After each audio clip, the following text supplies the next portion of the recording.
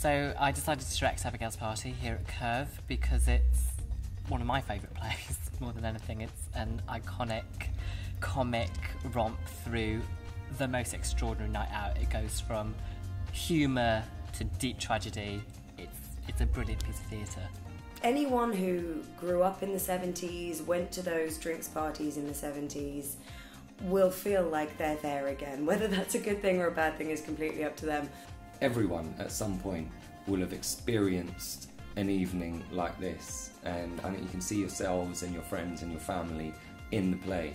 I think we can all empathise with the idea of throwing a party that doesn't quite go to plan. We can all maybe empathise with what it feels like to be at a party and maybe your other half doesn't behave the way you'd like them to, and all of those tensions start bubbling up wonderfully in the play. My favourite line or part of the show? God, I have so many. Yesterday it was when Sue finally cracks and shouts, "Be quiet, Beverly." And I turn around and go, "I beg your pardon, Sue." I'm just so cross with her in that moment. It's very cathartic. But there's so many moments. I think it's hilarious. My worry is I'm going to crack when I'm doing it on stage because the others are so funny.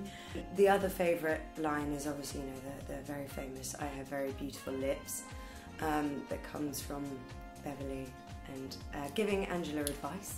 I can see what you've done. You've just sat down in front of your mirror and you've put your lipstick on. Now, this is something I always used to tell my customers, and it always works. Now, next time, just sit down in front of your mirror and relax. And just say to yourself, "I've got very beautiful lips."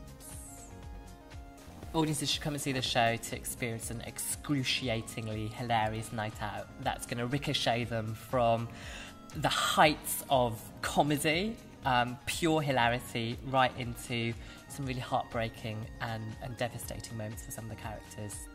Do you know, it's such a difficult... Why shouldn't they come and see it? There are no reasons not to. It's a tragic comedy.